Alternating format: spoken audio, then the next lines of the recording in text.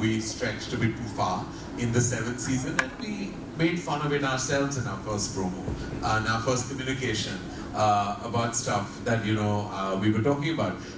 Every time Coffee comes, it's always exciting. Conversations are always more candid. But we felt like, this time around, and perhaps subsequently, the conversation should be fun, exciting, the games, the rapid fire, all of that.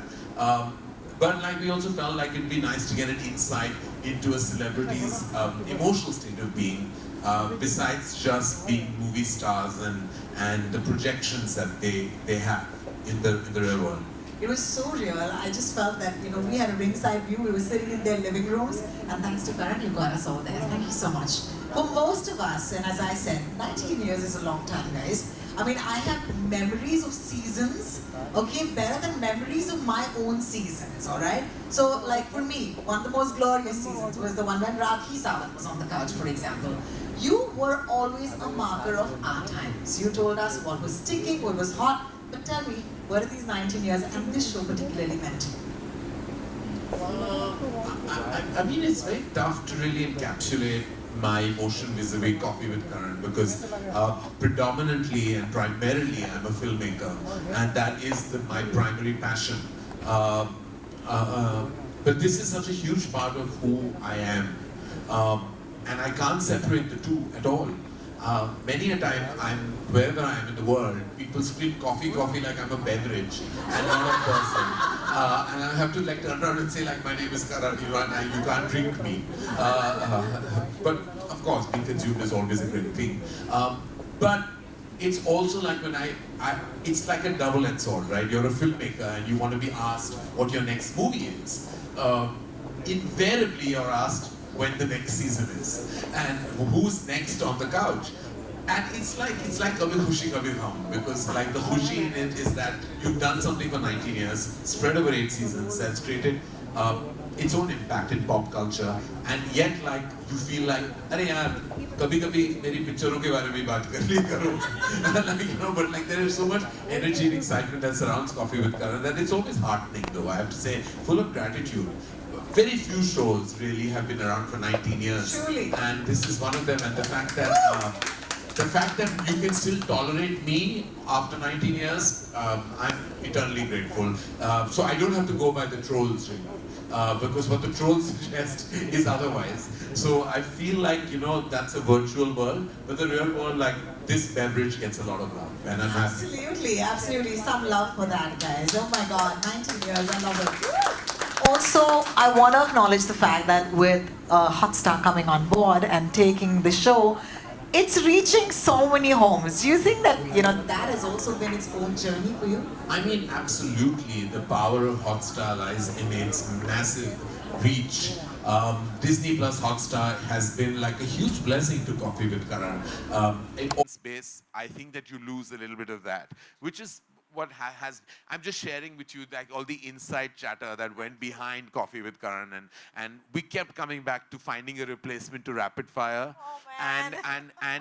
And the sad thing is people are much more worried now than they were in the first 3 seasons, because nobody wants a PR nightmare, right? Nobody wants to be getting into, so everyone is so careful that you have to kind of make sure that you eventually change the language of the rapid fire, so at least you'll get something.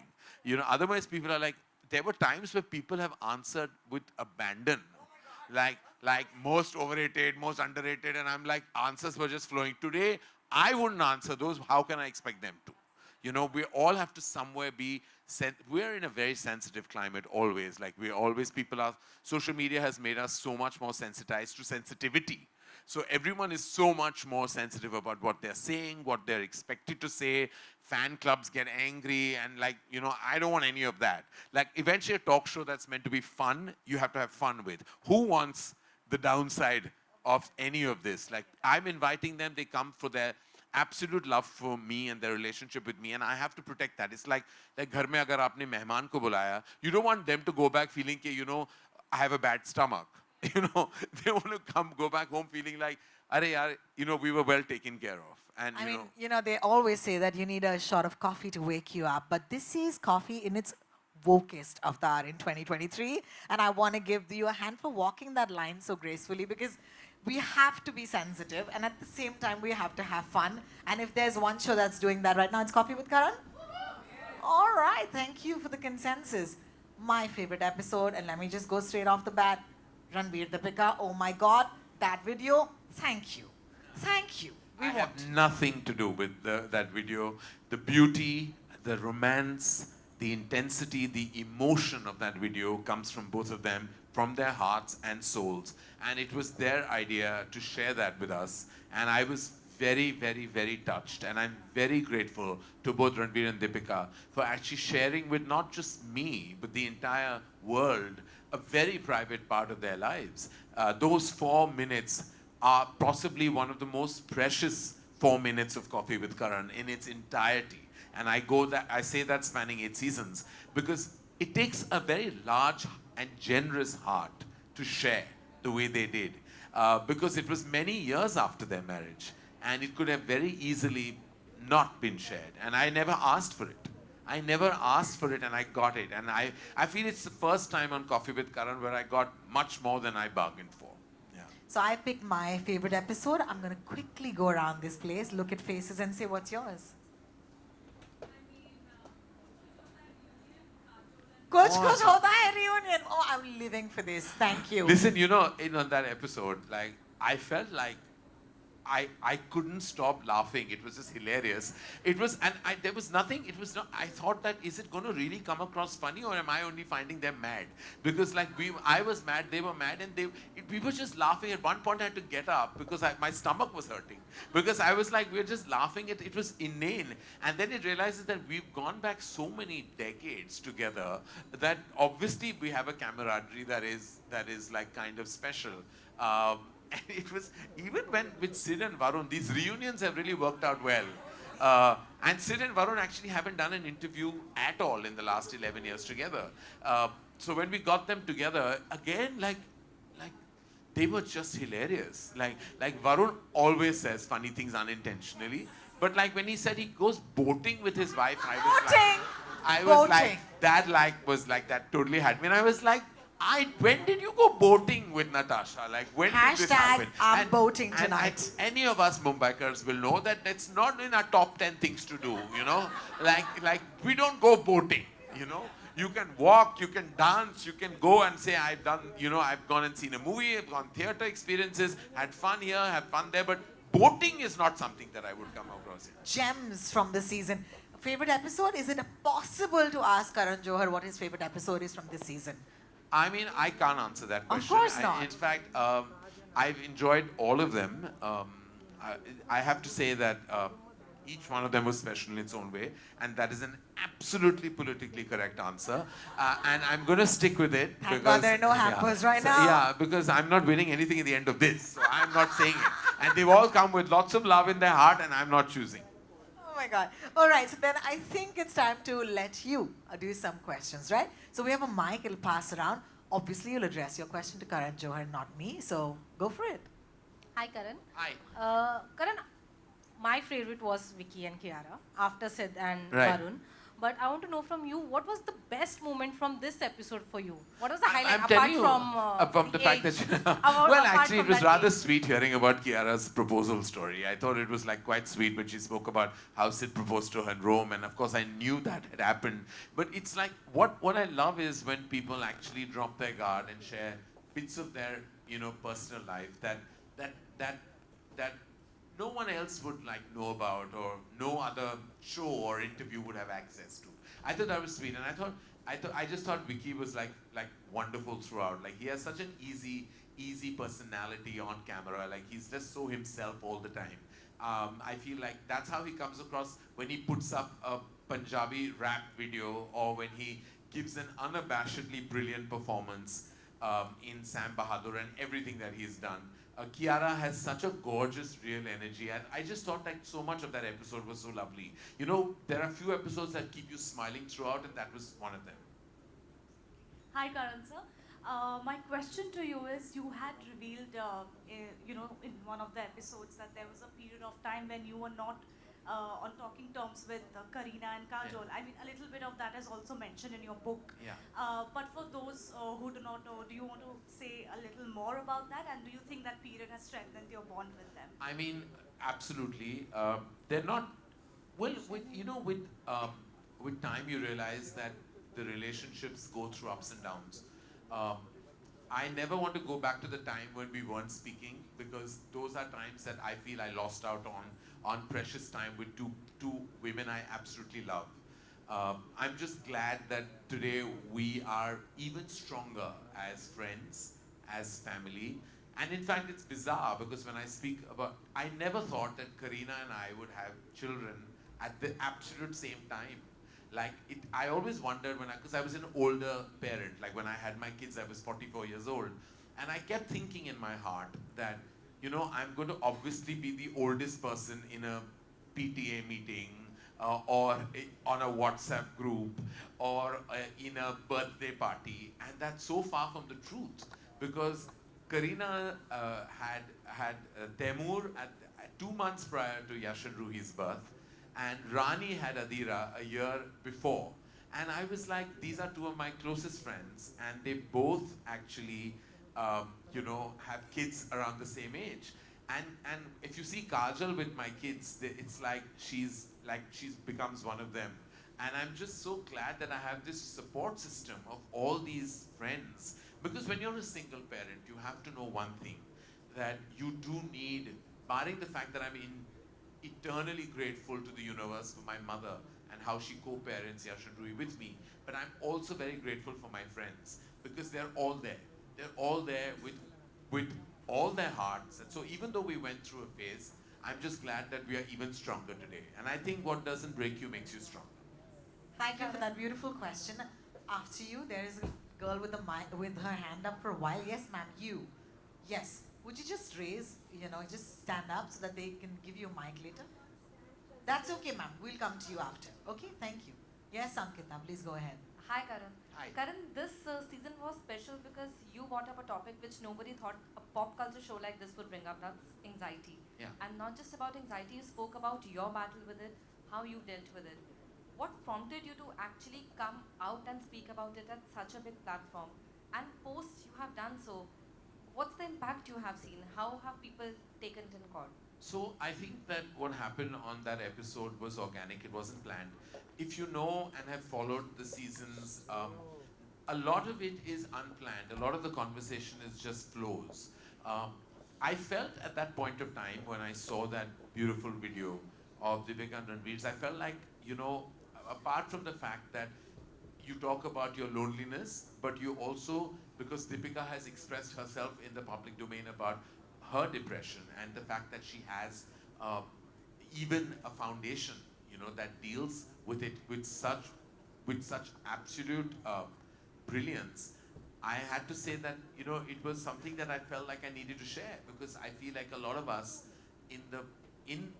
as public figures, you go through things, and I feel if you touch on those topics, you're empowering many others to also speak about it. And I feel like I have been through in 2016 a phase where I discovered I was going through anxiety. Then, you get better, and then it does come back again sometimes, and it came back again for me at the beginning of this year. And what you do is you address it, and you have to, the first thing is you acknowledge it, and then you address it. All of us can go through, can all have, what happens to me or what happens to anybody else can happen to anybody. It can happen, and it doesn't mean you need a trigger. Sometimes it's a result of many things. Sometimes there is a trigger. But when I spoke about my anxiety, it was also to share a part of my life that really exists, and it's a part that exists today as well. And while I speak, I have absolutely no fear in saying that I'm on medication, and I feel much better today because I seek the help, and I think we need to. Sometimes you feel that, you can speak to a family member and you can speak to a close friend, and maybe that is therapy in itself. But there are professionals who can actually guide you, where sometimes your loved ones can't. And not because they're not capable or don't want to. It's sometimes that's just not their they've not been educated in that zone to tell you what to do. And that's where formal education in that field can truly help you and guide you. And you need professional assistance, you need to go there. And for that, the only thing I tell people is acknowledge it first. Acknowledge it to yourself, and you make sure that family members also are aware, and then you take that step that you have to. Thank you for that question, actually, and thank you for that answer, Karan. A lot of us feel seen many times. So sorry. So there's a girl behind you, and she's really been waiting her own time. Thank you. Thank you, Rohini. That's very gracious of you. Hi, Karan. I'm Vijay Lakshmi. Hi. And my question to you is, each time when you think about combinations, because a lot of times, the audience who have been watching your show religiously for all these years expect certain actors and certain people to grace the show. But for you, it's always about combinations and how. So I want to ask you, how are these thought through? Like, is it basis on relevance? Is it basis on social media chatter? Is it basis on the combinations? How are the combinations just thought out? You forgot availability and intent. Best. There are two very important things that actually make combinations. One is their desire to actually come on the show. Second is their availability in that combination. The third is that you put up a set and you've got to finish it in a month and a half. And you've got to kind of, those are external factors that people don't think. It's very easy for you to say, get A and B together. But are A and B in town during that time? Are they busy? Do they even want to come? I can't force anyone to come on the show. They have to want to come. And sometimes they want to but are not in town and are genuinely busy and tied up, and they're not being able, B is not being able to match A, and A is not being able to perhaps match C that you have thought of. And then it's, as I said, it's availability, it's intent, it's infrastructure, it's so much goes into combining two people together. And that's the God's honest truth. Like, everybody has said, why can't you get, and I'm like, I'm not a magician. I cannot. These are busy people. I mean, people make their own combinations in their head. But like, you please imagine that conversation between those two people, because it's not going to happen. For various reasons. It's called a hypothetical coffee with Karan. All right. Oh, damn. I'm not. Don't shoot the messenger, but last question. Ma'am. Can I ask? Yes, sir. You already have a mic. Just go with your male privilege. Go for it. Wow. Wow, that's a very nice thing to say. No, the girls are seeming bummed. Okay, yeah. I can give it to... We'll take two questions. All No, right, please, no, please go ahead. for it, yeah. Come on, yeah. अरे शर्माओ मत, Hey, पूछ go low. for it. मैं You're कहीं नहीं friends, जाने yeah. वाला, आप ही के लिए आया हूँ. Thank you so much, Karan. Karan, Vinay from Bombay Times. Of course, everybody's talking about their favorite parts of this season. For me, the most intimate and the most beautiful part of this entire season was when you actually spoke about being single.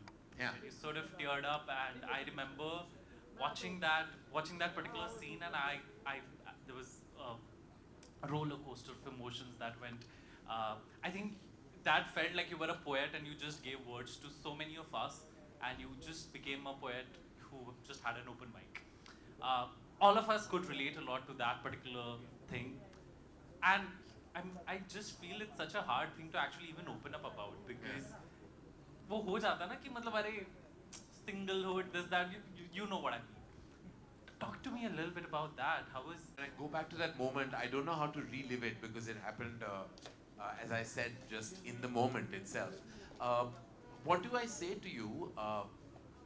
People tend to judge you by an impression they have of you, by what they know and see of you, but nobody really knows who the real person is behind any of the projected intent of that social public figure. We've always put out a version of ourselves, right? That's what our job is. When we give an interview or we promote a product, a film, you're out there, we protect our vulnerabilities. But then at one point of time, you grow older, you grow wiser, you evolve, and you feel like sharing a piece of your life is not as scary as it used to be.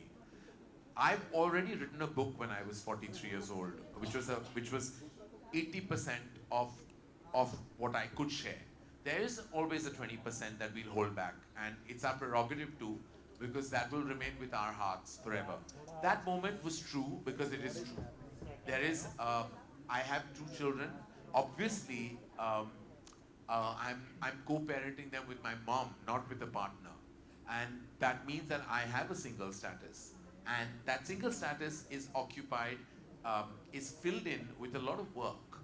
I push in so much work in the day that I don't think about that status. And that's what we all do. When you're single and you're lonely and you're perhaps not wanting to address that loneliness, you pack in your day with things because you want to distract yourself from the core. And then you believe that if you have great friendships and a great family life, it can actually compensate for the lack of a passionate, intense, romantic relationship.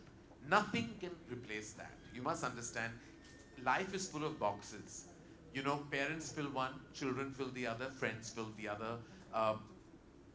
But there's a box for an intense love, romantic relationship that if you don't experience, there is a sense of incompleteness that nothing can ever fulfill. And that loneliness can actually really kind of consume you, and it has consumed me.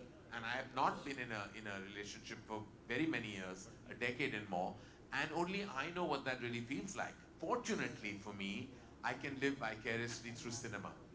I can create those stories and characters that perhaps that I would like to kind of either romantically be inclined with or just fulfill that part of love and romance in my life. Not everybody has that leverage. I'm a filmmaker, I'm a storyteller. What I can't experience, I can write and execute on celluloid. And that to me is my biggest privilege, that of being a filmmaker. Yeah, can we just take a minute? Thank you for that amazing question. Ji Okay. मेरे से नहीं होता, मैं बहुत बार बैठ चुका हूँ उस काउच पे, कुछ नहीं होता। ये दूसरे लोग आते हैं और उनकी जिंदगी बन जाती है, उनकी शादी हो जाती है, सब कुछ हो जाता है, उनके रिलेशनशिप्स कामयाब होते हैं, कामिल होते हैं। मैं उस काउच पे बैठ के मैंने बहुत चीजें मांगी हैं, वो नहीं मिले हैं। I want to tell you that manifestation only works one way. There's 3 people on Yeah, this couch, sorry. so congratulations. We'll do it quickly so I can. Hi.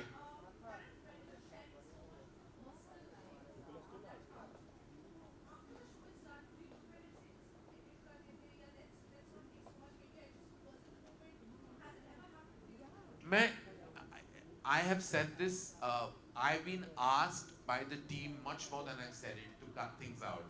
I have actually never wanted to cut stuff out because I feel like everybody else protects your interests much more than I have myself.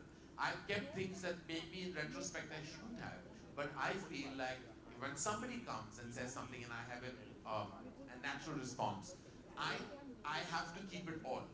You know, we cut out the boring banter which actually don't add up to anything. But things of consequence, we've never cut out. And I have never asked to remove anything that I have said that is too personal or perhaps sometimes maybe an opinion that I feel will have repercussions and ramifications. It's all there.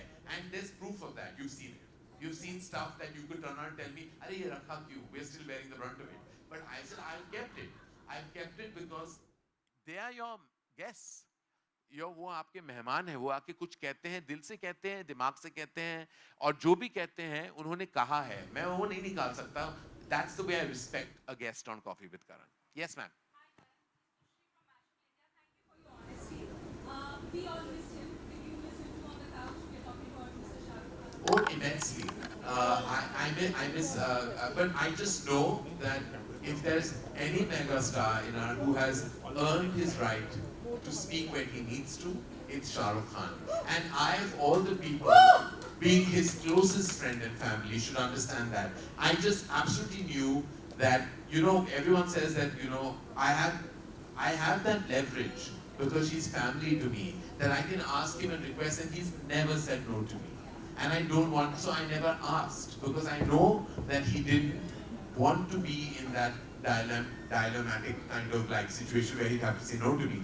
Like whenever I've asked him, so I pick and choose what I ask for, because like he's somebody that matters the world to me, his family to me, he's my older brother, he's everything. And I feel like I know when the right time is there, I will ask him. And I know when he has to want to speak, he will. And when he does, I know it'll be extraordinary because no one gives interviews better than Shah Rukh Khan. Nobody speaks better than him. When he speaks on a global platform or on a national platform, he is just the wizard of words and truly the emperor of not just entertainment on screen, but also off screen. And a lot of our collective love for him is because of the man that he has been to us off screen. You know, so you love him as every character from Raj to Jawan, but like the Shah Rukh Khan that we all know, I mean, you can't, I don't know a single person that will be in a room with him and not walk out of the room weak-kneed or absolutely in love with him. Like that. I don't because I have coffee with Karan nearly every night. So I have nearly every evening, Shahrukh, Gauri, me and his family, we meet. So I'm having those conversations. I understand why you would miss him, but I'm satiated because he's a big, huge part of my daily existence and life. Well, thank you so much, everybody, for joining in today. Thank you. And I have to just end by saying that, firstly, thank you. Thank you for always being so kind and gracious. Thank you for always being like so vibrant and also so energized that you give that energy to the person you're sitting next to. Thank you to Disney Plus Hotstar and special mention to Gaurav Banerjee and his entire team who have been so absolutely amazing. Right through the journey of Coffee with Karan, to Mr. Madhavan who actually, he's been our guiding light at Disney Plus Hotstar, and to Janvi and the entire team of Coffee with Karan, to everyone, my marketing team, to Nilofer, to all of them who have been stalwarts and pillars of Coffee with Karan and have stood tall. And special thanks to even Len who has been with me right through. And like also big thanks to all of you, you know, who've actually given the show love. Even when I've read large columns of criticism on the episode, I'm like, wow, somebody took so much time to dissect a talk show. And I'm like, that is so gratifying to even read like, I'm like, this particular episode bored me to tears, but why are you writing 5 pages on it? Like, if it bored you to tears, then why have you written so much? Like, if it bored you to tears, you should have switched it off. You have that remote in your hand. But I'm very gratified by the love, the criticism, the analysis, and also the consistency of the fact that maybe, if all else fails, I know I'll always be a host on Coffee with Karan. It's great solace for me to be. Thank you guys. Thank you from the bottom of my heart. Thanks, Karan.